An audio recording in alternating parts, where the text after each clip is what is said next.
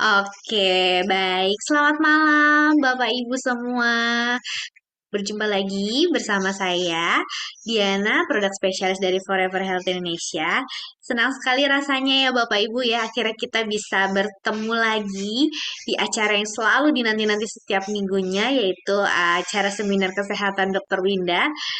Dan malam hari ini temanya mengenai Cocoa Flavano untuk kesehatan jantung ya. Seperti yang sudah kita ketahui ya, bahwa penyakit jantung sampai saat ini masih dalam penyakit pembunuh nomor satu di dunia ya. Kenapa sih kok bisa?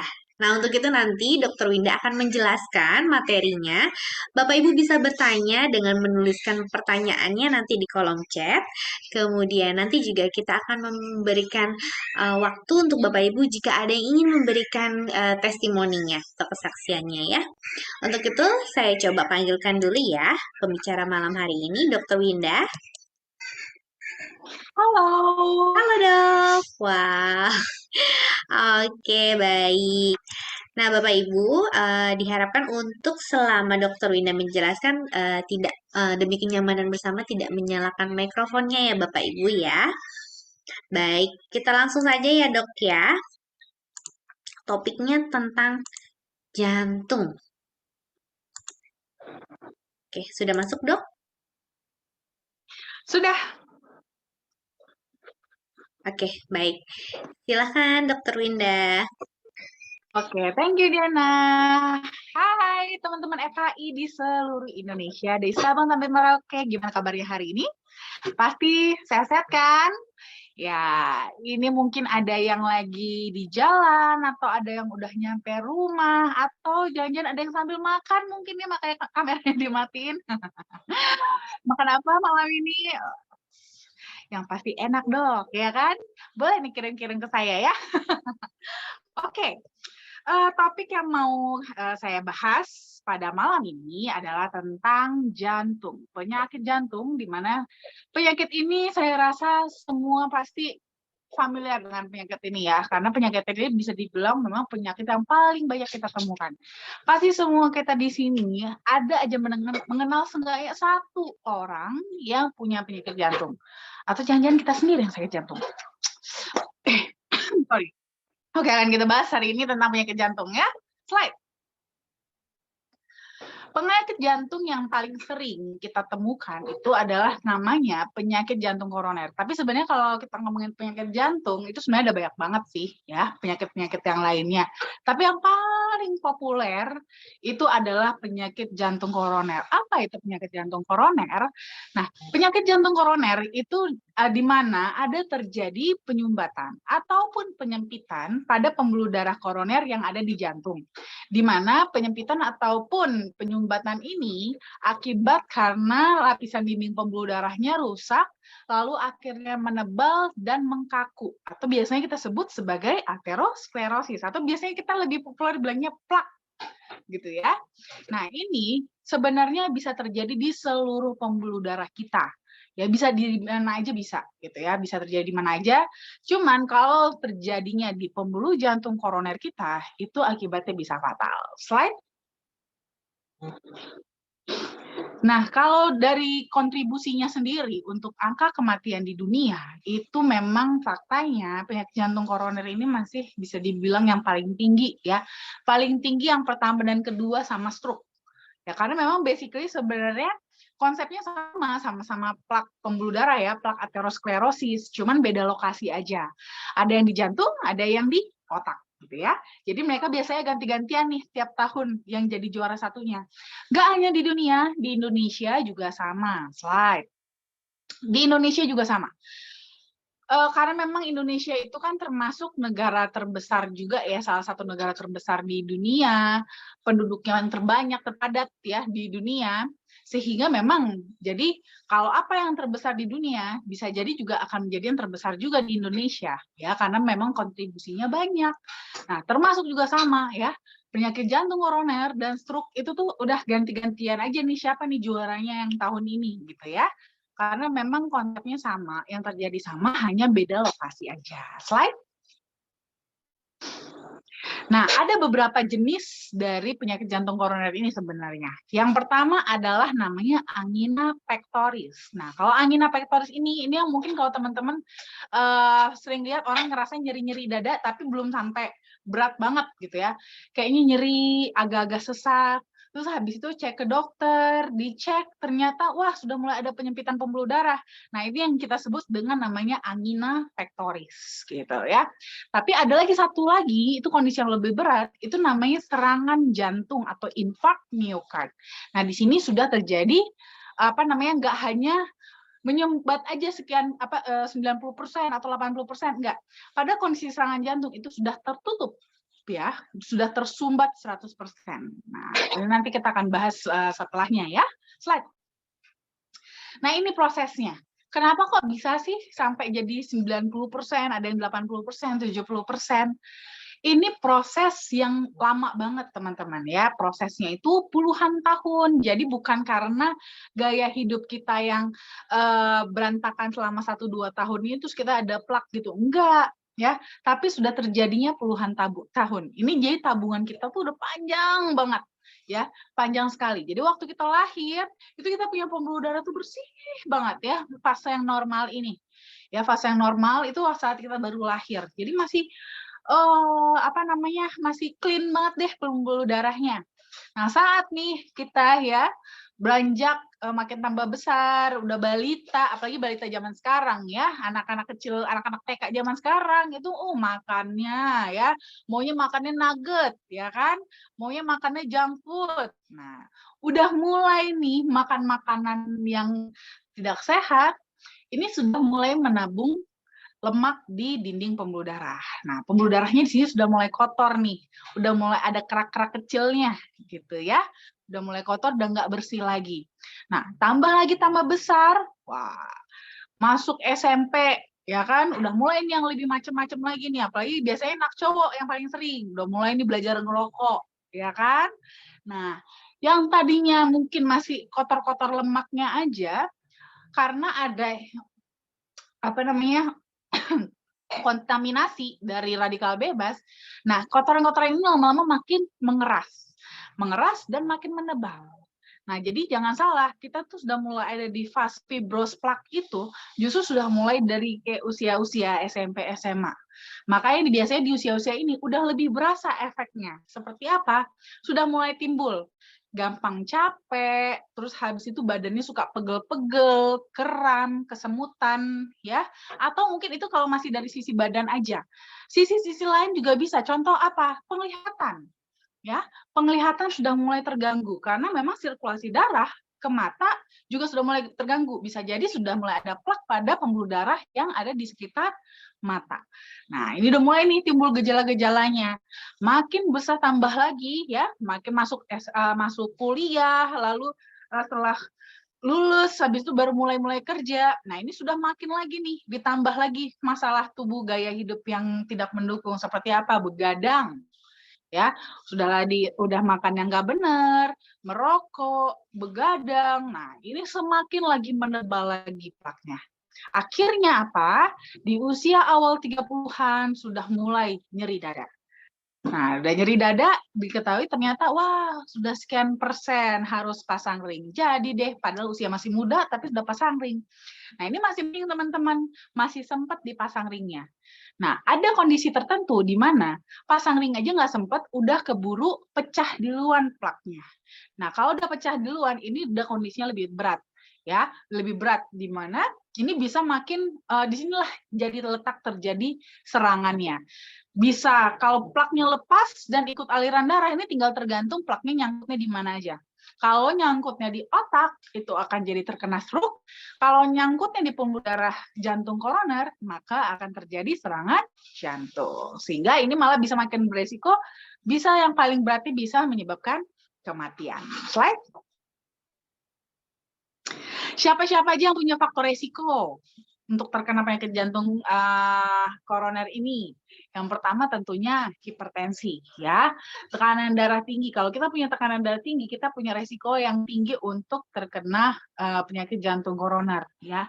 Apalagi kalau seandainya nih tekanan darahnya di atas 160, ya, itu dia 5 kali lebih beresiko dibandingkan yang tekanan darahnya normal. Apalagi kalau misalnya udahlah hipertensi, ada DM-nya juga, itu tambah 2 kali lipat lagi. Jadi 10 kali lipat lebih beresiko dibandingkan yang sehat, yang tidak diabetes dan tidak hipertensi. Lalu juga selain hipertensi, bisa juga karena hiperkolesterol, ya, kolesterolnya tinggi. Kenapa? Karena inilah yang nanti akan membuat plak-plak pada pembuluh darah. Kolesterol yang mana? Tentunya kolesterol yang kita biasa bilang kolesterol jahat, ya, atau LDL. LDL ini dia sifatnya adalah aterogenik. Jadi dia sifatnya itu justru cenderung membentuk plak. Nah, tapi tenang aja, kita juga punya yang jagainnya, yaitu HDL, ya, atau kita biasa bilang kolesterol baik. HDL nanti kalau kita punya HDL yang cukup, HDL yang akan bekerja untuk mengikat LDL supaya LDL-nya nggak nempel di dinding pembuluh darah. Slide. Nah, selain itu juga yang punya resiko untuk terkena penyakit jantung koroner adalah yang merokok. Ya, kenapa? Sebenarnya karena kalau kita ngerokok, rokok itu justru sifatnya merusak HDL. Sehingga HDL jadi nggak bisa ngejagain LDL, ya. Jadi si rokok itu bisa merusak kolesterol baik, sehingga kolesterol baik tidak bisa ngejagain kolesterol jahat, nggak bisa mengikat kolesterol jahat. Akhirnya kolesterol jahat jadi bebas nempel di dinding pembuluh darah kita dan membuat plak sehingga pembuluh darah kita jadi lebih sempit. Dan semakin kita berat nih merokoknya, maka resikonya juga akan semakin tinggi. Selain itu juga kalau yang punya diabetes, nah ya kalau punya diabetes, namanya juga diabetes ya, diabetes itu kan makanya dibilang tuh diabetes adalah ibu dari segala penyakit ya. Dari diabetes kita bisa sakit macam-macam, termasuk penyakit jantung koroner juga. Jadi kalau yang sudah punya diabetes harus sangat menjaga sekali karena punya resiko 2 kali lipat lebih tinggi dibandingkan yang tidak punya diabetes. Slide. Nah, selain itu bisa juga karena faktor-faktor lain ya. Mungkin memang sudah ada kelainan jantung, terus juga karena stres ya, hati-hati ya. Ini pikiran harus benar-benar kita kontrol supaya nggak stres, jadi mencegah rupturnya plak pembuluh darah kita yang bisa mengakibatkan resiko yang lebih tinggi lagi. Terus juga pola makan yang salah. Nah, itu tadi ya, pola makan yang salah, gaya hidup, kurang olahraga, ya. Lifestyle inilah yang awal mulanya justru mencetuskan tadi ya, pembentukan plak-plak yang nanti akhirnya bisa berujung pada penyakit jantung koroner. Slide. Nah, kalau infark miokard itu apa? Itu tadi yang saya katakan ada namanya serangan jantung.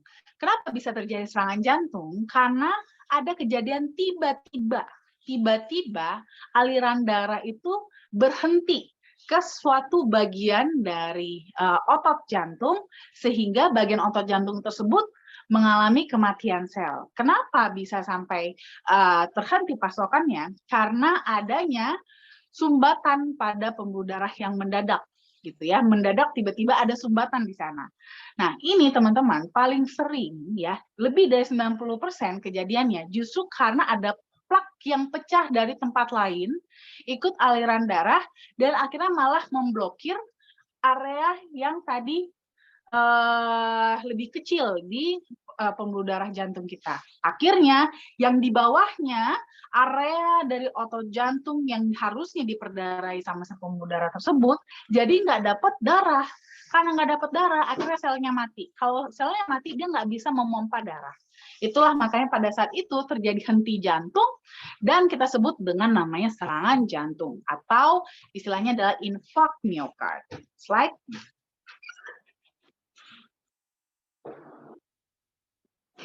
Ciri-cirinya apa aja nih kalau terjadi serangan jantung? Nah, ini harus teman-teman harus tahu ya, karena kita nggak pernah tahu nih kapan kejadian ini akan terjadi di orang-orang di sekitar kita. Mana tahu nih kebetulan kita lagi di restoran atau lagi di mana kayak gitu kan tiba-tiba ada serangan jantung, kita harus mengenalin supaya kita bisa memberikan bantuan. Kayak saya waktu itu pernah kejadiannya, itu ketemu ada pasien serangan jantung di atas pesawat ya, lagi terbang tiba-tiba dipanggil sama kru pesawatnya, apakah ada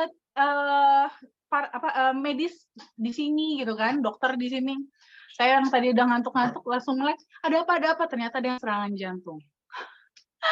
Itu pengalaman yang wow, oke. Lumayan ya. Semoga sih teman-teman jangan sampai ngalamin. Cuman kalau seandainya mengalami, seenggaknya teman-teman harus mengenali supaya bisa membantu setidaknya menyelamatkan nyawa orang tersebut. Ciri-cirinya apa saja? Nyeri dada, yang pasti adalah ada nyeri dada yang khas. Jadi nyeri dadanya nih khas ya, bukan nyeri dada cuman sakit-sakit kayak habis dipukul gitu, bukan ya. Jadi dia khas. Lokasinya di mana? Itu dia di tengah atau enggak agak sebelah kiri. Dan biasanya rasanya itu di dalam, ya kayak di belakang dari tulang dada gitu ya. Rasanya seperti apa? Rasanya itu dia seperti ditekan atau ditimpa benda berat gitu, kayak sesek gitu ya. Atau seperti bisa juga rasanya seperti panas, terbakar, seperti diremas-remas, ditusuk-tusuk, diiris-iris, atau rasanya seperti kecekek gitu ya. Dan yang paling khas dari serangan jantung adalah adanya penjalaran. Jadi nyerinya itu tidak hanya sekedar di dada aja, tapi menjalar. Bisa menjalar ke leher, ke rahang, atau bahkan sampai ke bahu atau sampai ke ujung-ujung jari, ya. Atau bisa juga nyerinya itu sampai tembus ke punggung. Nah, ini khas banget ya. Jadi inilah yang bisa membedakan teman-teman antara serangan jantung dengan GERD. Nah, mungkin ada yang berpengalaman ya, kalau umpamanya GERD atau MAH kan, itu kan sama juga ya, karena dia posisinya ulu hati itu dekat banget sama dada, apalagi terutama yang GERD ya, itu biasanya panasnya itu sampai ke dada, dada juga ikutan panas. Nah, tapi rasanya itu tidak ada penjalaran, jadi hanya di area dada saja. Jadi nggak menjalar ke area-area lain dari tubuh gitu. Kalau serangan jantung dia terasa ada penjalaran. Jadi menjalar gitu, rasa nyerinya itu menjalar. Dan juga ada gejala penyertanya. Gejala penyertanya bisa ada rasa sesak nafas, sukar menghirup, sampai keringat dingin atau pucat gitu ya. Slide. Nah, ini kira-kira kurang lebih ilustrasinya, gambaran penjalarannya tadi ya. Slide. Nah, kalau ketemu kasus seperti ini, ngapain kita? Ya, yang pasti bukan buka IG Live atau Facebook Live ya. Jangan langsung ambil handphone terus habis itu nge-live dulu, bukan ya, tapi harus segera ditolong dong pasiennya. Kecuali kalau ngambil handphone buat nelpon ini ya, nelpon rumah sakit atau nelpon dokter. Tapi jangan malah buka Facebook atau IG ya teman-teman ya. Jadi kalau mamanya ketemu kasus seperti ini, pastikan dulu, wah jangan-jangan serangan jantung, bener nggak nih? Coba langsung ditanya sama pasiennya. Jadi mungkin dia kan masih gitu kan, sakit gitu kan, dadanya kan, langsung pak, sakit apanya yang sakit, apanya saya sakitnya seperti apa, langsung ditanya. Nah kalau umpamanya dari yang dia bilang itu sepertinya khas dengan serangan jantung, teman-teman yakin langsung dibaringkan pasiennya itu di alas yang rata dan keras ya, di alas yang rata dan keras. Paling gampang sih di lantai ya. Jadi bukan di sofa yang empuk atau di atas tempat tidur yang empuk, bukan ya, tapi di alas yang keras gitu ya. Nah, sambilan nih, nah ini baru boleh nih panggil ambil handphone tapi buat manggil dokter ya atau manggil ambulans ya.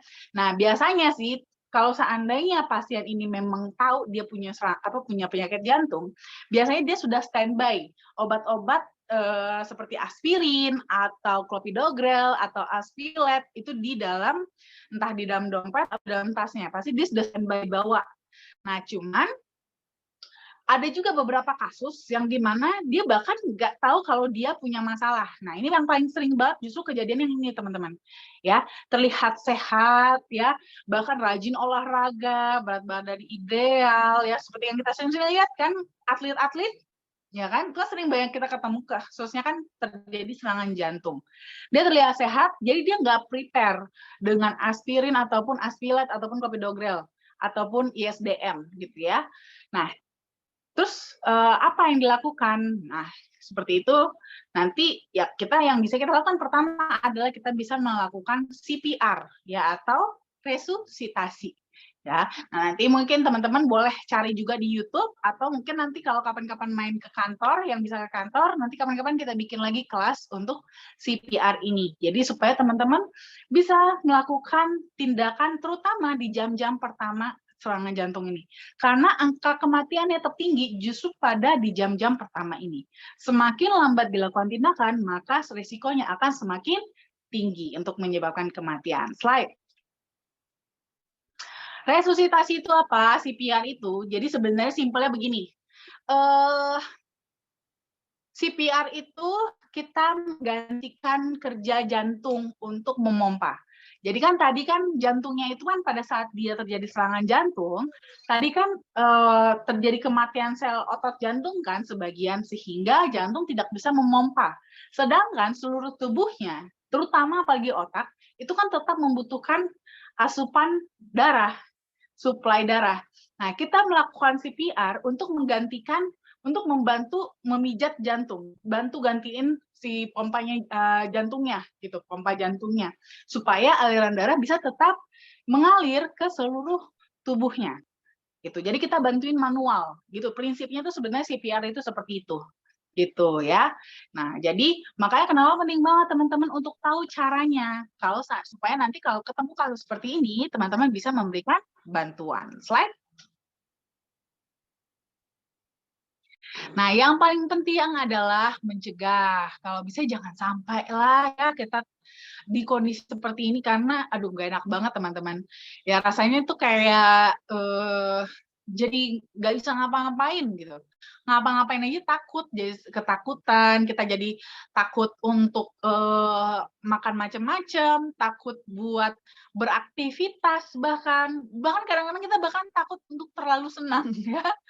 Jadi takut terlalu senang karena takut nanti kalau terlalu senang nanti kenapa-napa lagi jadi malah jadi serangan jantung, ya kan? Gitu. Takut jadi terlalu emosional. Pokoknya jadi serba takut deh jadi dalam hidup dan apa ya? Jadi nggak nyaman teman-teman. Belum lagi kan nanti kan ibaratnya nih untuk biaya pengobatannya juga kan tinggi banget, mahal sekali ya. Jadi sebisa mungkin adalah kita mencegah jangan sampai kita jatuh di kondisi tersebut. Caranya apa? Basically adalah kita rubah gaya hidup dan juga pola makan kita. Ya, jadi yang berat badannya berlebih mulai diturunin nih berat badannya. Yang merokok di stop. Yang biasanya males olahraga mulai olahraga yang teratur walaupun gak harus yang berat. Ya ringan-ringan aja, yang penting selalu olahraga ya, teratur. Dan yang paling penting adalah ini ya, mindsetnya diatur ya, dikelola stresnya, jangan gampang stres ya. Dan nanti dibantu juga dengan menjaga pola makan ya, pola makannya dibanyakin lagi, makan buah sayur, terus juga kurang-kurangin deh garam ya, jangan terlalu asin-asin banget kalau makan ya kan, terus juga makan yang berkolesterol juga agak dikurangi gitu ya, sesekali boleh tapi jangan sering-sering dan jangan banyak-banyak ya, dan juga kurangi alkohol. Slide. Nah, memperkenalkan produk kesayangan kita yaitu flavanol original dan sweet serta flavanol DTM with L-arginine yang masih mengandung 80% koko flavanol alami dari ekstrak biji kakao. Slide. Kalau kita ngomongin soal flavanol, flavanol itu adalah salah satu dari 6 kategori flavonoid yang merupakan subkelas dari polifenol. Jadi dari hasil penelitian, kandungan flavanol yang tinggi pada kokoa itu sudah terbukti secara klinis bermanfaat untuk fungsi kardiovaskular kita. Jadi kalau kita mengkonsumsi dalam jangka pendek, itu kita akan mendapatkan manfaatnya yaitu pelebaran pembuluh darah sehingga aliran darah kita bisa lebih lancar.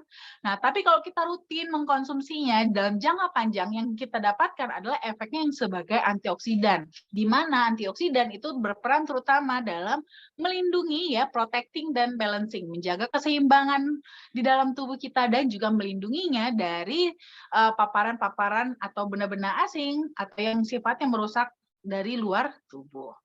Nah, tapi untuk mendapatkan kandungan flavanol yang tinggi juga nggak gampang, karena biasanya dalam pengolahan kokoa itu cenderung justru merusak kadar flavanolnya, sehingga membutuhkan metode ekstraksi yang tepat agar kadar flavanolnya tidak rusak. Slide. Nah, selain ada flavanol, ada juga L-arginine. Arginine itu dia adalah sebuah asam amino esensial yang dibutuhkan tubuh kita untuk metabolisme protein, di mana nanti ini akan digunakan untuk pembentukan sel tubuh yang baru. Nah, biasanya kita dapetin arginine ini dari makanan sehari-hari juga bisa ya, bisa dari daging-dagingan, daging merah, daging ayam, daging ikan juga bisa, atau dari produk olahan susu, atau dari kacang-kacangan seperti kacang kedelai, gandum utuh, dan juga kacang-kacangan lainnya. Slide. Nah, yang unik dari arginine adalah kalau dibutuhkan, dia itu bisa berubah menjadi nitric oxide. Di mana nitric oxide inilah nanti yang akan berperan untuk membuka pembuluh darah kita. Harusnya nitric oxide ini diproduksi oleh sel endotelium di dalam pembuluh darah. Namun pada beberapa kondisi di mana pembuluh darah kita sudah mulai rusak, sel endotelium kita sudah mulai rusak, sehingga produksi nitric oxide itu menjadi kurang. Nah, kalau kondisinya seperti ini, arginine lah yang akan menggantikan peran sementara untuk menjadi nitric oxide dan membuka pembuluh darah sehingga aliran darah, asupan nutrisi itu bisa tetap lewat di dalam tubuh kita sehingga nanti sel-sel endotelium pada pembuluh darah juga akan mulai terperbaiki sehingga bisa mulai kembali memproduksi nitric oxide-nya sendiri. Selain itu, arginine juga punya peran lain ya, terutama dalam merangsang pelepasan hormon seperti hormon pertumbuhan pada anak-anak, hormon insulin buat yang diabetes dan juga senyawa lain di dalam tubuh. Slide.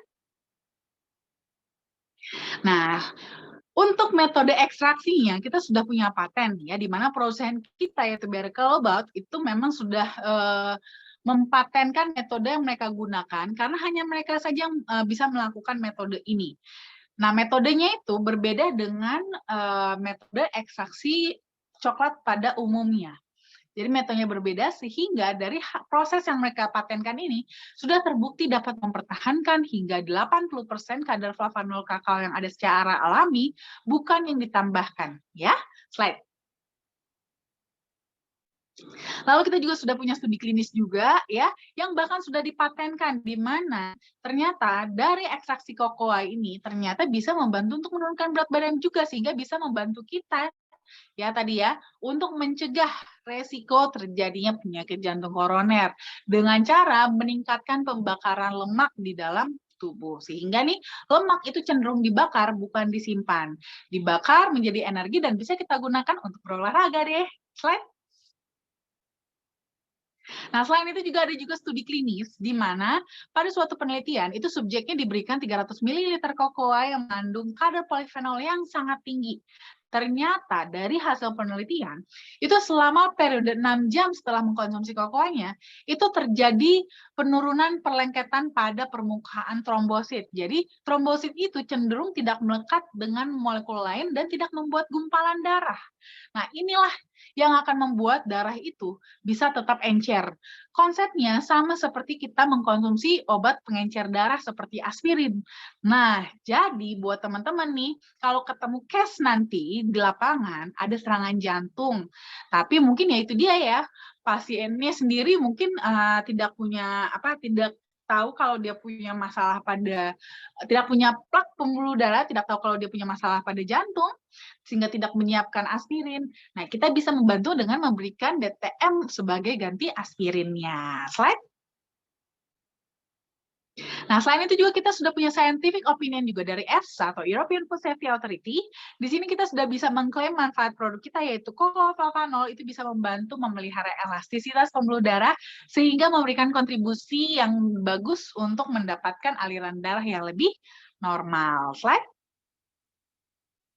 Nah, jadi untuk konsumsinya, teman-teman, itu bisa mengkonsumsi baik yang untuk flavanol original maupun sweet, buat maintenance bisa konsumsinya 3-5 gram sehari. Atau bisa juga, kalau memang yang kebutuhan sudah punya masalah ya, sudah punya masalah dengan kesehatan, sudah punya masalah dengan terutama kardiovaskular, atau punya resiko terhadap penyakit jantung koroner, itu bisa mengkonsumsinya lebih banyak, 10-15 gram setiap hari. Atau bisa juga kalau lebih suka yang DTM juga boleh ya, bisa konsumsi flavanol DTM with arginine, itu bisa konsumsi 1 saset per hari untuk maintenance atau 2 saset per hari untuk booster. Atau kalau buat yang memang sudah punya penyakit kardiovaskular ataupun punya faktor resiko untuk terjadinya PJK, boleh juga mengkonsumsinya 3 saset per hari. Slide.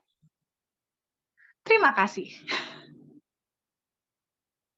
Oke, baik. Terima kasih banyak, Dokter Winda. Nah, baik Bapak Ibu, itu dia tadi ya materi mengenai eh, penyakit jantung. Selanjutnya, saya akan membacakan promo-promo yang dijalankan oleh FAI ya, Dok. Oke, baik. Ya.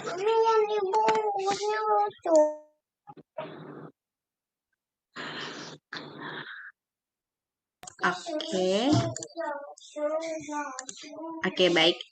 Ini ada FI Medical Consultant. Jika Bapak Ibu ingin melakukan konsultasi kesehatan, bisa menghubungi di nomor 0878 1706 6067. Bapak Ibu bisa tanya nih mengenai produk, kemudian dosis konsumsinya, ataupun tentang masalah penyakit kesehatan lainnya ya. Kemudian Bapak Ibu nih jangan sampai terlewatkan nih sosial media kami seperti YouTube di Forever Healthy Indonesia Official, Instagram @foreverhealthy.id, Facebook Forever Healthy Indonesia, dan juga Instagram di FI Official. Kenapa? Karena jika Bapak Ibu mengikuti semua sosial media kami, tentunya Bapak Ibu tidak akan ketinggalan informasi mengenai promo dan juga acara. Nah, seperti promo saat ini ya Bapak Ibu ya, ini berakhir sampai tanggal 31 Juli loh. Ini berlaku untuk member yang inaktif dalam promo Hamkaman dengan melakukan pembelanjaan 100 CV ya, Bapak Ibu juga sudah bisa perpanjang keanggotaan. Selanjutnya ada promo Point of Cash, mendapatkan 1 poin setiap pembelanjaan 60 CV. Ini juga berlaku dari perekrutan ataupun upgrade downline langsung. Kemudian nanti poinnya jika sudah terkumpul, bisa Bapak Ibu tukarkan. Tentunya ditukarkan ini dalam bentuk cash ya Bapak Ibu ya. Periodenya dari tanggal 26 Juli sampai dengan 31 Agustus 2022. Oke, baik Bapak Ibu, itu dia tadi promo dari FAI ya. Jadi jangan sampai ada yang terlewatkan. Baik, mungkin di sini Bapak Ibu ada yang ingin bertanya karena di kolom chat belum ada yang bertanya nih, Dok. Boleh menyalakan mikrofonnya Bapak Ibu. Selamat malam, Bapak Ibu. Ada yang ingin tanyakan? Oke, baik. Mungkin saya akan memutarkan video ya, Dok ya. Oke.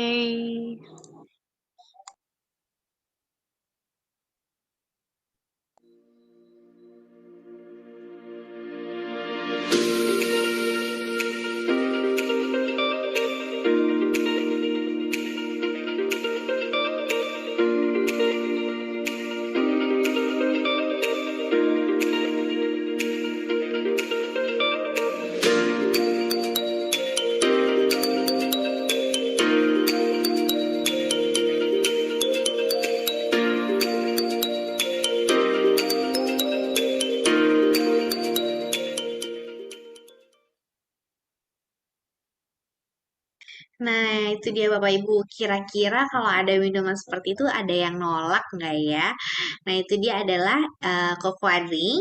Bapak Ibu jika ingin mendapatkannya bisa langsung datang nih ke kantor Forever Health Indonesia setiap hari ya Bapak Ibu ya, Senin sampai dengan Jumat dan juga di hari Sabtu sampai dengan jam 4 sore.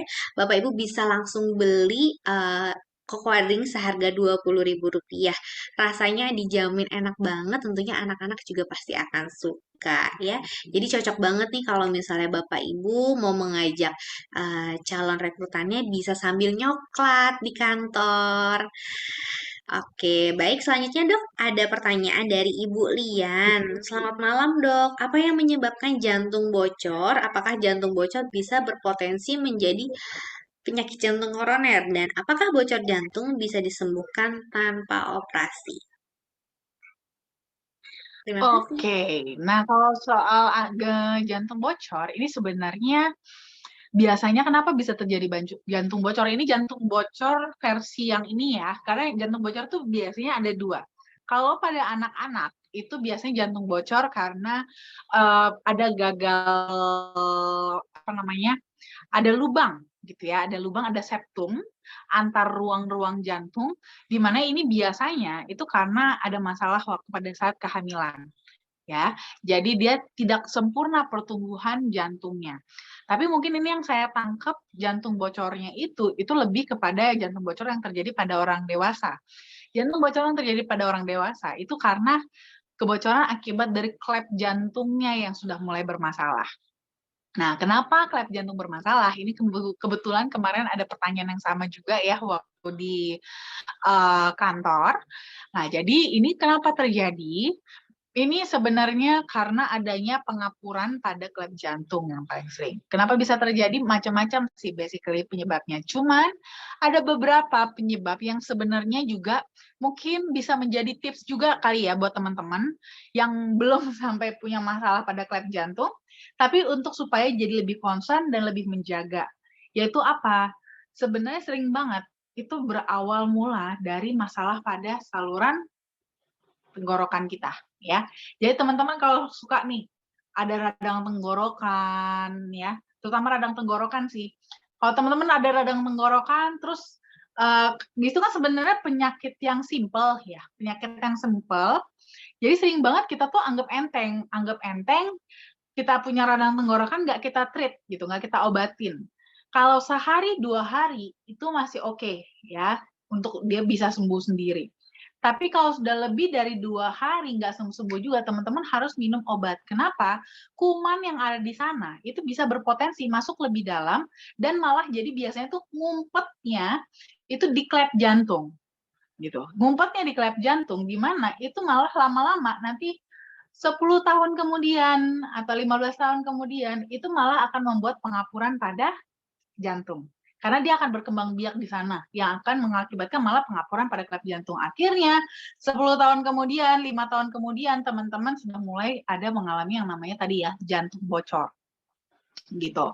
Nah, jadi itu bisa menjadi salah satu juga tips nih ya. Jadi teman-teman supaya jangan terlalu anggap enteng juga penyakit-penyakit yang mungkin terkesan ringan, tapi kalau sudah lebih dari 2 hari nggak sembuh juga harus tetap diatasi dengan obat-obatan ya.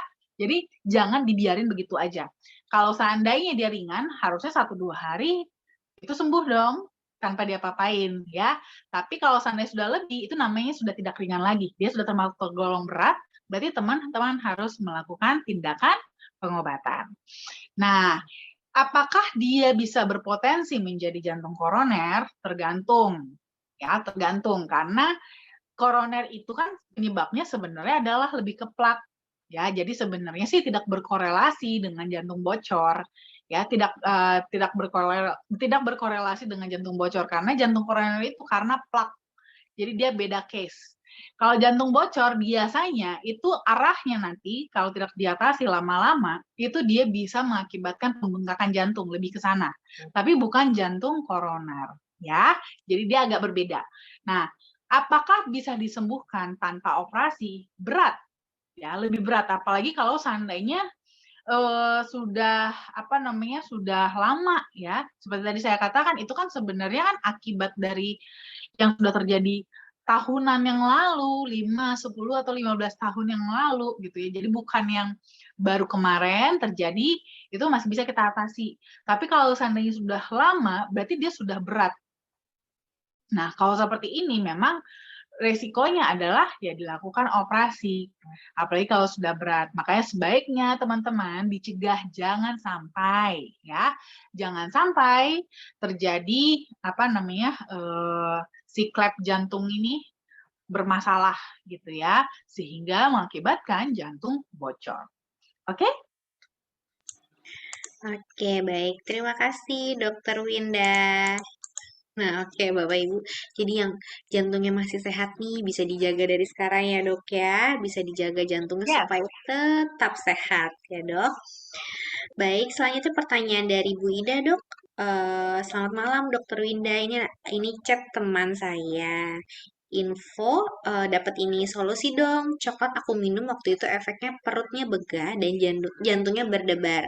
Akhirnya sisa seduhan tadi tuh dikasih ke istrinya. Memang perut saya ini sudah cengeng, kena cabai dikit bermasalah. Kalau makan nggak ada pedas sama sekali, perut enek. Belum lagi diabetes saya. Aku sudah lama nggak berani minum yang mengandung kopi atau coklat. Kalau teh jangan pekat. Kalau pekat langsung nyes. Terima kasih. Iya, nah ini sebenarnya mah ya, mah atau bahkan bisa jadi udah mulai GERD juga. Nah, kalau seperti ini sebenarnya sih kita lebih menganjurkan konsumsinya DTM ya, DTM. Jadi tidak perlu sampai masuk ke lambung gitu. Jadi tidak menstimulasi mahnya atau GERD-nya gitu. Jadi bisa lebih nyaman. Jadi kalau seperti ini saya lebih dianjurkan arahkan kepada DTM aja, ya. Apalagi kebetulan ada diabetes kan, sayang soalnya kalau nggak diterapi juga. Oke, baik. Terima kasih, dokter. Nah, itu Bu Ida ya. Jadi solusi untuk yang Bapak Ibu untuk penyakit GERD bisa dengan DTM ya, Dok ya. Selanjutnya dari Bu Iya. Enda. Selamat malam, dokter. Ada member saya nih kena kanker payudara, sudah dioperasi. Beliau juga sudah konsumsi flavanol original sekitar 8 box ya. Hasil tes terakhir semuanya baik, tidak terdeteksi lagi sel kankernya. Pertanyaannya, apakah harus tetap konsumsi flavanol 5 kali sehari? Mohon arahannya, Dok. Terima kasih. Wow, ini termasuk ini sekaligus testimoni berarti ya. Testimoni, betul. Oh, congratulations, selamat dulu. Ya, kalau seperti ini, kalau memang sudah bagus, sebenarnya nggak harus terus 5 kali sehari kok. Ke dosis maintenance saja. Karena kebutuhan kan ini kan sebenarnya sudah bersih kankernya, tapi kita tetap harus berjaga-jaga terhadap sel-sel kanker yang mungkin masih dorman, ya masih bersembunyi. Jangan sampai itu juga terstimulasi, gitu ya. Jadi makanya penting sekali untuk pasien untuk tetap menjaga pola hidup, jaga makannya, jaga istirahatnya, jaga stresnya, nanti baru dibantu dengan flavanol. Nah, flavanolnya nggak harus 5 kali sehari, karena kan ini udah bersih. Dosis maintenance aja, ya. Cukup 2-3 kali sehari, senyamannya aja. Nanti palingan kalau kebetulan nih, di kondisi-kondisi tertentu, atau 2 kali sehari juga boleh kok, udah cukup ya. Nanti kondisi-kondisi tertentu kebetulan mungkin apa namanya lagi pengen makan enak gitu ya, atau mungkin lagi banyak aktivitas ya, atau lagi badannya lagi agak capek, itu nanti dibanyakin minum flavanolnya ya, supaya bisa mengimbangi dengan kebutuhan tubuhnya. Tapi nggak harus sampai 5 kali sehari, karena kan udah bersih kan, gitu. Oke, baik. Terima kasih banyak, Dokter Winda. Bu Enda mungkin nanti downline-nya bisa dibawa ke kantor nih, Bu, untuk testimoni. Tapi sebenarnya saya juga punya cerita nih, Dok, dari Pak Albert. Mungkin Bapak Ibu sudah tahu ya, Pak Albert ya, orang yang dari Berry Kalabaut yang waktu itu bikin acara di JDC. Jadi memang sempat cerita, Dok, kalau punya saudara yang juga kanker dan sembuh dengan kokoa tanpa operasi juga. Gitu. Wow, keren. Nanti dibawa ke kantor ya Bu Enda ya downline-nya ya. Terima kasih banyak Bu Enda. Selanjutnya dari Bu Haji Masita di Papua. Selamat malam dok, saya tanya gimana cara konsumsi flavanol untuk menurunkan berat badan. Terima kasih. Oh, oh ini favorit saya. Kalau untuk menurunkan berat badan, saya sih sangat rekomen banget untuk konsumsi yang original ya. Secara pribadi saya lebih sukanya original kalau untuk menurunkan berat badan. Itu dikonsumsinya 10 gram setiap hari. Ya, jadi 5 gram pagi, 5 gram malam gitu umpamanya ya, bisa. Nah, itu nanti dikonsumsinya itu sangat membantu banget untuk pembakaran lemak tubuh. Dan karena yang original rasanya lebih pahit, itu sekaligus juga bisa membantu untuk mengontrol selera makan kita gitu ya. Karena kan ibaratnya di sini kan flavanol dia bekerjanya itu adalah dengan membakar lemak gitu kan, meningkatkan pembakaran lemak. Tapi kalau umpamanya kita isi ulang juga ya nggak turun-turun juga berat badannya ya kan, apalagi kalau umpamanya kita isi ulangnya justru malah lebih banyak. Ya sama aja bohong, ibaratnya gitu kan. Makanya tetap kita juga perlu untuk mengontrol pola makan kita juga. Nah, jadi saya lebih menganjurkan kalau yang memang tujuannya adalah untuk menurunkan berat badan itu lebih kepada yang original. Karena tidak hanya sekedar dari flavanolnya sendiri untuk meningkatkan peredaran meningkatkan metabolisme lemak, tapi sekaligus rasanya yang pahit itu juga membantu untuk menekan selera makan. Jadi bisa lebih efektif, ya. Oke, baik. Terima kasih banyak, Dokter Winda. Selanjutnya dari Ibu Rahma di Manokwari, dok. Selamat malam, Dokter Winda. Ini mau nanya, dok. Teman ada keluhan hipertensi, sedangkan ada mah juga. Apakah konsumsi obat bisa minum flavanol? Terus solusinya gimana, dok? Boleh dong, nggak ada masalah. Justru malah bagus ya. Kalau saya malah selalu merekomendasikan untuk mengkonsumsi flavanol dengan obat-obatan juga. Jadi kalau umpamanya yang sudah punya obat-obatan, bukan obat-obatannya di stop terus minumnya flavanol aja. Enggak, saya menganjurkan kombinasi dulu ya. Bersamaan dulu dikombinasi konsumsinya. Nanti kalau sudah lebih stabil baru boleh bertahap dikurangin obat-obatannya. Tapi jangan langsung. Karena kasihan, tubuhnya kan sudah selama ini kan sudah bertahun-tahun mungkin kan bergantung dengan obat-obatan. Kalau tiba-tiba dilepas akan kaget. Karena juga flavanol kerjanya kan bukan yang instan. Dia lebih kepada membantu merangsang perbaikan tubuh. Dan namanya perbaikan juga butuh waktu gitu ya. Jadi dikonsumsi bersamaan dulu. Paling diberi jarak waktu aja untuk konsumsinya. Biasanya saya lebih menganjurkan konsumsi flavanol terlebih dahulu. Karena flavanol itu kan dia kan kerjanya adalah membuka pembuluh darah. Nah, ibaratnya ini tuh jadi kayak forrider gitu ya, forrider buat si obatnya. Bukain jalan buat obat-obatan supaya obat-obatan itu lebih mudah untuk sampai ke target tujuan organnya dan bisa lebih efektif dalam bekerja di sana gitu. Jadi jangan takut untuk mengkonsumsi obat bersama dengan flavanol ya. Oke, baik. Terima kasih, Dokter Winda. Jadi ini pesan juga ya, Dok, ya, untuk Bapak Ibu semua yang ada konsumsi obat. Justru flavanol ini akan jadi teman dari obat-obatannya ya, Dok, ya, supaya obat-obatnya bisa Ya. terdistribusi dengan baik. Jadi nggak perlu takut ya, Bapak Ibu, ya. Oke, selanjutnya dari Butin di Pekanbaru, Dok. 3 hari lalu saya memperkenalkan Cocoa Flavanol sama temen nih, memberinya sebotol coklat. Malamnya malah sulit tidur, Dok. Jam 1 malam baru bisa tidur. Terus jari-jari tangannya juga lemes. Juga tangannya agak lemes. Itu kenapa ya, Dok? Terima kasih. Iya, nah berarti kebetulan temannya Ibu Tin itu sudah mulai ada penyempitan pembuluh darah di otak. Jadi tapi sepertinya belum cukup fatal ya, ibaratnya belum sampai di tahap tubuhnya itu menyesuaikan ke sana gitu. Sudah belum sampai tahap tubuhnya itu beradaptasi dengan kondisi tersebut. Jadi pada saat mengkonsumsi Flavanol, itu tuh pembuluh darahnya kan jadi kebuka, termasuk pembuluh darah di otak, gitu kan. Nah, karena pembuluh darahnya sudah mulai kebuka, sehingga aliran darah itu jadi difokuskan untuk ke otak terlebih dahulu. Jadi aliran darah ke otaknya itu jadi lebih banyak. Itu yang malah bikin dia jadi terang, malah jadi susah tidur, gitu ya.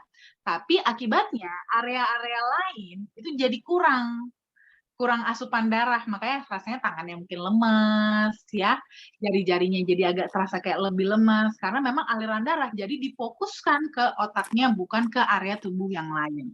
Jadi area tubuh yang lain itu lebih dikorbankan lah ibarat kata seperti itu.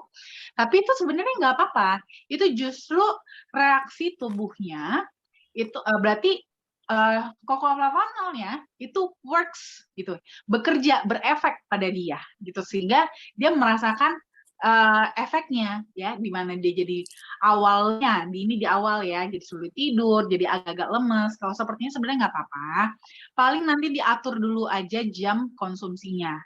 Jangan minum malam-malam, paling lambat minumnya sore ya supaya masih bisa tidur gitu ya, jangan terang-terang banget nanti ya. Terus juga banyakin minum aja, banyakin minum air putih kalau supaya volume darahnya bisa lebih meningkat sehingga aliran darah juga bisa tetap dialirkan juga ke area-area tubuh yang lainnya gitu. Jadi nggak usah khawatir. Ini justru berarti dengan dosis yang diberikan itu sudah cukup berefek kepada dia ya. Jadi tinggal diteruskan, cuman disetting aja waktu minumnya dan diperbanyak minum air putihnya ya. Oke, baik. Terima kasih banyak, Dokter Winda. Nah, itu Butin, jawaban dari Dokter Winda. Semoga cukup jelas ya, Butin ya. Selanjutnya, dari Bu Enda. Terima kasih banyak, Dok. Siap nanti dibawa Selasa depan. Oke, kita tunggu ya, Bu Enda ya.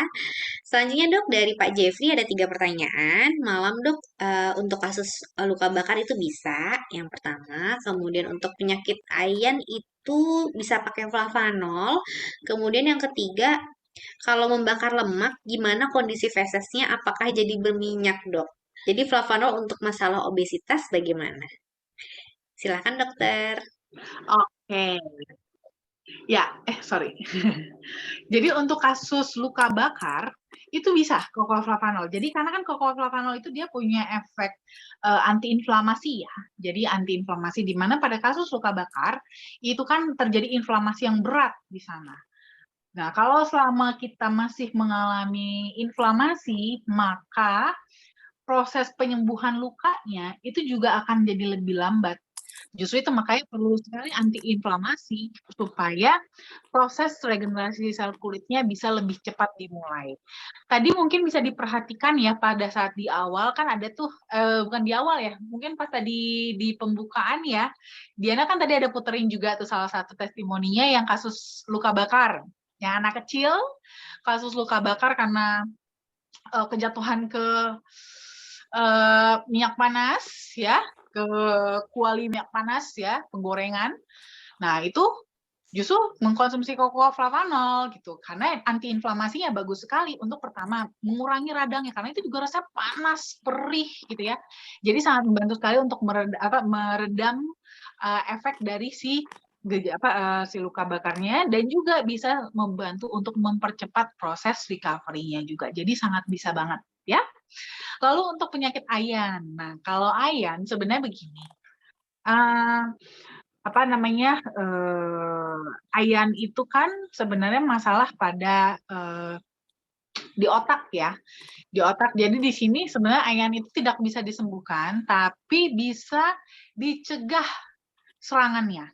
Jadi lebih kepada pencegahan serangannya yang lebih lanjut gitu ya, supaya jangan terjadi serangan karena setiap kali terjadi serangan itu akan terjadi kerusakan pada sel otak gitu ya. Jadi semakin jarang terjadi serangan, maka semakin minimlah terjadi kerusakan pada sel otaknya. Nah, di sini cocoa flavanol bisa membantu untuk menjaga atau mencegah terjadi serangan tersebut. Tapi tetap ya, saya sarankan tetap dibantu juga dengan obat-obatannya. Jadi obat-obatan ini bukan berarti jadi tidak diminum, minum flavanol aja, enggak. Konsumsi bersamaan ya, konsumsi berbarengan, dikombinasi.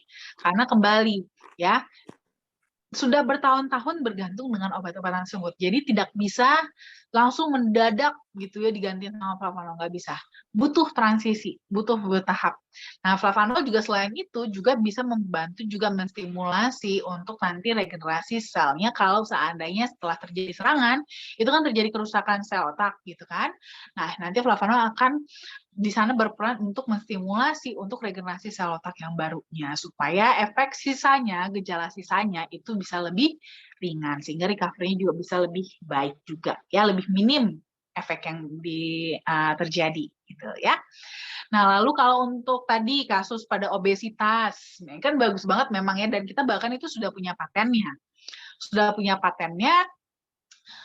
Terus habis itu di mana cocoa flavanol itu memang dia bisa untuk meningkatkan pembakaran lemak ya, metabolisme lemak. Tapi bukan berarti festusnya jadi berminyak, bukan ya. Jadi di sini kalau yang festusnya berminyak itu kan memang ibarat kata yang sudah ada di usus, itu mah yang lemak yang dari usus aja. Lemak yang dari makanan kita yang baru masuk, itu tidak diserap, lalu langsung dibuang, itu makanya festusnya berminyak. Nah, di sini itu adalah lebih kepada membakar lemak yang memang sudah menempel, yang sudah ada di dalam tubuh, yang tersimpan di dalam tubuh. Jadi bukan di usus lagi ya.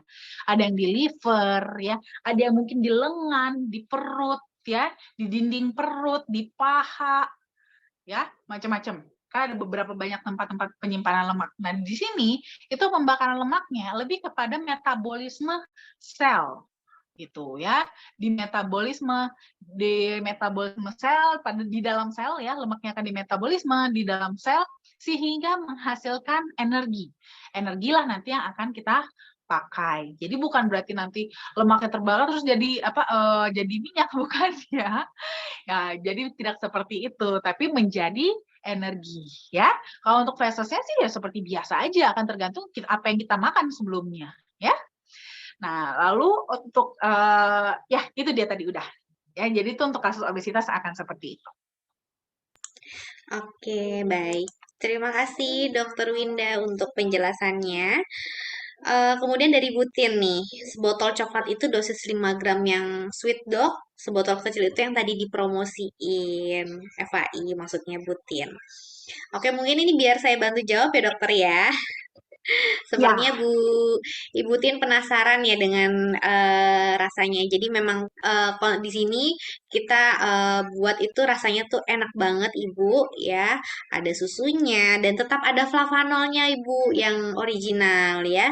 Nah, kalau misalnya Ibu ada kesempatan untuk datang ke Jakarta ke kantor FAI, bisa langsung borong nih ya Koko Adrinya karena rasanya enak banget dan bisa juga dikonsumsi untuk anak-anak. Rasanya creamy, manis, pokoknya dijamin enak deh. Gitu. Baik, terima kasih Butin. Baik, sudah tidak ada Terima kasih Mbak pertanyaan Diana. lagi. Sama-sama Butin ditunggu kedatangannya ke kantor FAI ya Bu. Ya Mbak, siap. Baik, selanjutnya Bapak Ibu masih ada yang ingin bertanya dengan menyalakan mikrofonnya. Masih ada waktu nih kita sekitar 5 menit lagi. Boleh Masih Mbak. bertanya? Oh, ya. Oke, Bu Ulfi Siapa dulu? silakan. Untuk Bu Ulfi Ya, ya, silakan. iya. Untuk satu Makasih ya orang. Mbak. Malam dok.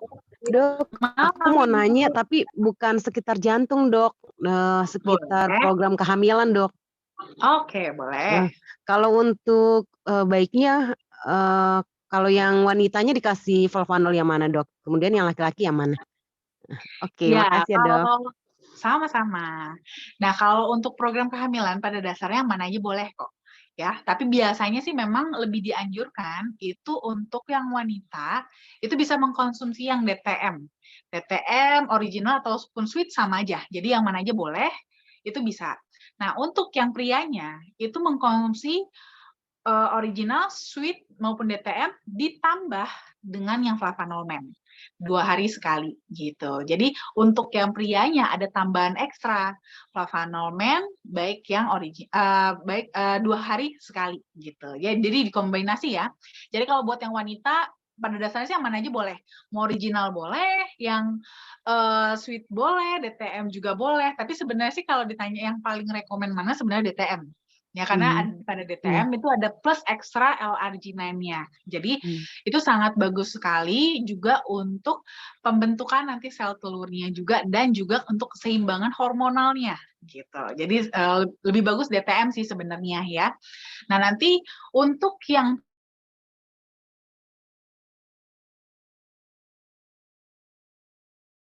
flavanolmen ya, tapi DTM plus flavanolmen untuk yang pria dan yang buat wanita bisa mengkonsumsi yang DTM.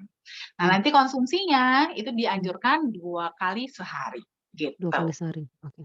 Dok, ini dok ada kasus rahimnya kan ada yang 2 telur ya dok. Halo, Dokter Katanya Linda. ada yang kesenggol, kepotong itu dok, sel telurnya itu masih bisa punya anak nggak dok? Dia nanya gitu dok. Yang kepotong sel telurnya atau salurannya? Salurannya sih dok, cuman di sel telurnya itu katanya kepotong. Sebenarnya sih begini, maksudnya ovariumnya ya? Iya, ovariumnya maksudnya. Ovarium kan? Nah, sebenarnya sih kalau seandainya mungkin kalau kepotongnya bukan kepotong kebelah 2 ya, tapi mungkin ada keluka sedikit itu sih sebenarnya nggak ada masalah. Itu nanti akan recovery kok. Dan saluran masih bisa dijahit. Jadi sebenarnya masih bisa disambungin lagi. Jadi nggak ada masalah harusnya ya. Iya. Gitu. Oke deh dok. Harusnya sih nggak ada masalah. Nanti aku cobain. Makasih ya dok ya. Selamat malam. Siap. Baik, terima kasih Dok, banyak Bu Ulfi. terus ya DTM yang untuk biasa kan dokter kalau ada sakit kepala minum DTM yang yang itu ya. Iya. Ini perbedaannya dengan paracetamol, cara kerjanya bagaimana? Terus yang kedua berkaitan dengan takaran ya, kadang-kadang 15 gram itu kira-kira sama dengan sendoknya penuh atau seperempat atau gimana. Terus tingkatan-tingkatan penambahan minimal sampai ke tingkatan berikutnya itu penambahan volume dari flavanol itu bagaimana dok gambarannya dok? Terima kasih dok.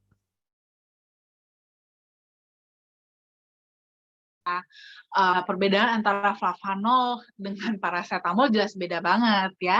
Beda sekali. Kalau flavanol kan sebenarnya dia bukan obat sakit kepala gitu ya. Sebenarnya sih dia bukan obat sakit kepala, tapi dia bisa membantu meredakan sakit kepala karena efeknya gitu. Karena di mana biasanya kalau pada saat spesifiknya untuk sakit kepala ya. Spesifiknya untuk sakit kepala itu kan memang karena akibat dari aliran darah yang nggak begitu lancar di otak gitu ya, di otak sehingga kita jadi sakit kepala. Ada beberapa yang jadi migrain gitu kan. Nah, namanya juga sudah masalah pada pembuluh darahnya. Jadi di sini flavanol bekerjanya adalah dengan membuka pembuluh darah. Begitu pembuluh darah kebuka, aliran darah lancar kembali, asupannya ke sel-sel darah itu bisa balik normal lagi. Gitu sehingga rasa nyerinya itu bisa berkurang karena sebenarnya rasa nyeri itu ya sakit kepala itu adalah bentuk alarm yang dimunculkan oleh tubuh kita kalau ada sesuatu yang salah di sana, ada something wrong, ada yang lagi nggak normal. Jadi kayak apa namanya alarm buat kita, ini terganggu nih aliran darah gitu, makanya dia memanggil dengan adanya sakit kepala tersebut, istilahnya seperti itu ya ilustrasinya ya.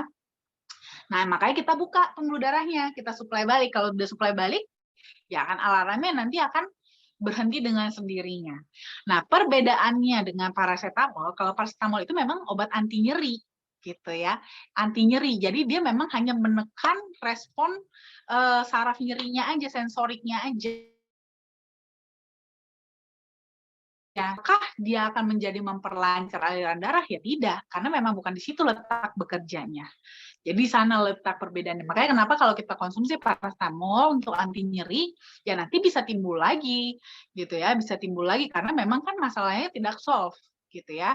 Makanya biasanya selalu saya anjurkan, gitu kan, saya juga kan sering bagi tips juga ya, minumnya flavanol DTM dulu, gitu, DTM dulu supaya kebuka dulu pembuluh darahnya. Kalau memang masih nyeri karena si sel sarafnya masih ibaratnya masih ada sisa-sisa sirkulasinya, baru kita tambahkan si paracetamol memang untuk mengatasi untuk meredam si sel sarafnya aja. Tapi seenggaknya masalah utamanya sudah teratasi gitu. Nah, kalau tadi apa ya pertanyaan keduanya tadi apa ya Pak Jeffrey ya? Oh, untuk takaran. Takaran ya, Dok. Ya, kalau untuk takaran 5 gram itu sekitar sebanyak 1 sendok makan. Ya, 1 sendok makan muncung itu sekitar 5 gram. Gitu. Jadi kalau seandainya teman-teman yang untuk yang tadi kan seperti contohnya sudah masalah ada kardiovaskular gitu-gitu sangat dianjurkan untuk mengkonsumsinya 15 gram setiap hari. 15 gram itu berarti 3 kali 1 sendok makan. Nah, makanya biasanya minumnya pagi, siang, malam gitu. Kalau yang 3 gram itu kira-kira 1 sendok teh muncung juga gitu ya. Tapi itu pun sebenarnya akan plus minus karena biasanya kita juga beda-beda ya ukuran ukuran dari sendok makannya gitu kan berbeda-beda gitu. Jadi relatif sih akan nggak mungkin pas banget 5 gram, estimasi aja. Jadi kurang lebih itu sekitar 1 sendok makan muncung kalau untuk yang 5 gram. Nah, lalu kalau bagaimana kapan sih kita naikin dosis kita gitu kan? Pada dasarnya segini, selalu saya sarankan kepada teman-teman untuk dosis itu basically adalah flavanol itu sebenarnya bukan obat ya. Jadi sebenarnya tidak ada dosis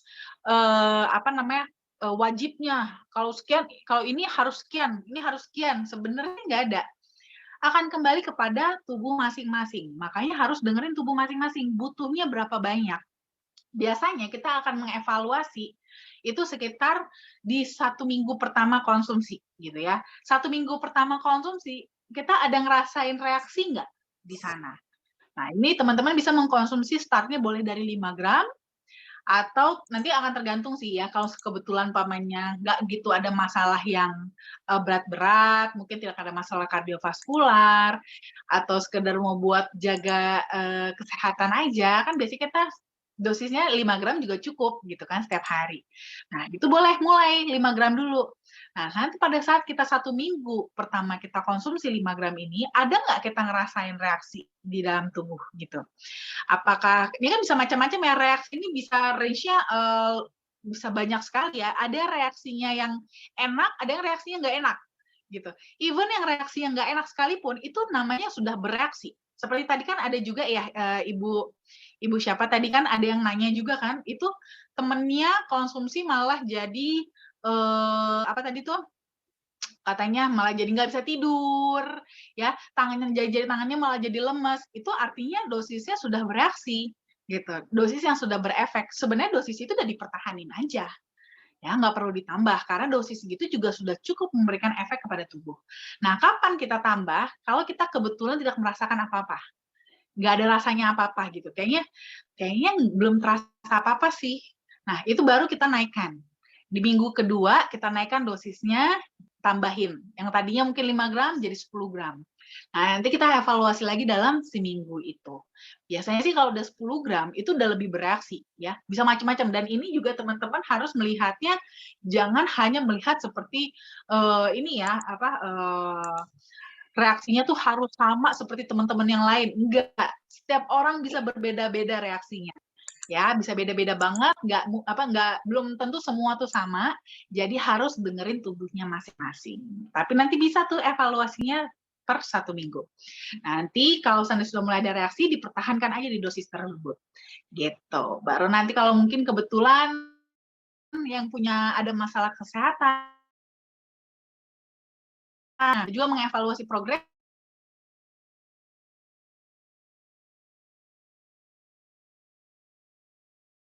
ibarat kata. Nah, tapi bagi teman-teman mungkin yang memang punya masalah kesehatan, berefek sih berefek, tapi belum cukupnya. Nah, boleh ditambahkan lagi. Nah, itu biasanya kapan kita evaluasinya? Itu baru kita evaluasinya per bulan, gitu ya. Kalau dari efektivitas itu baru kita evaluasinya per bulan. Apakah dengan dosis yang kita konsumsi sudah cukup efektif dalam kerjanya, dalam memperbaiki masalah-masalah kesehatan di dalam tubuh kita. Kalau belum cukup efektif, naikin dosisnya. Gitu ya, naikin dosisnya, evaluasi lagi dalam 1 bulan lagi, gitu. Oke, baik. Terima kasih banyak, Dokter Winda. Nah, itu dia tadi Pak Jeffrey ya. Semoga sudah cukup jelas untuk jawabannya dari Dokter Winda. Baik, Dok, karena waktunya juga sudah jam 9:08. Sebelum saya akhiri, mungkin ada yang ingin disampaikan, Dokter Winda? Apa ya? Yang penting sih teman-teman semua tetap menjaga kesehatan ya, tetap selalu diminum flavanolnya, ingat mencegah lebih baik ya. Anggap aja ini kita sedang lagi mengasuransikan kesehatan kita supaya nanti di masa depan kita nggak perlu sampai menghabiskan uang yang terlalu banyak untuk berobat. Oke? Pro sehat! Oke, baik. Terima kasih banyak, Dokter Winda. Nah, itu dia, Bapak Ibu. Intinya jangan lupa untuk selalu konsumsi kokoa flavanol, karena flavanol itu, kokoa itu, nutrisinya ya, vitaminnya, mineralnya, kemudian antioksidannya, semuanya bagus untuk kesehatan jantung. Ya, tidak hanya untuk jantung saja, tapi juga untuk seluruh fungsi tubuh kita. Baik, kalau begitu Bapak Ibu kita ketemu lagi di minggu depan tentunya dengan topik yang sangat menarik. Jangan lupa untuk konsumsi kokoa flavanol malam ini ya sebelum tidur. Saya Diana, saya undur diri. Terima kasih dan selamat malam semuanya. Selamat malam. Makasih deh. Pak Dea, Pak Hendra, Pak Iman. Selamat malam semua. Malam. Terima kasih Mbak Diana. Dadah. Terima kasih Diana, Dokter Winda. Terima kasih, selamat Terima kasih istirahat. semua. Terima kasih. Sehat selalu. Pak Ferdi. Salam sama Pak Ferdi. Iya. Salam sama Pak Ferdi, Dokter Winda. Siap, Ibu. Terima kasih, Dokter Winda. Terima kasih Sama-sama, semuanya. terima kasih.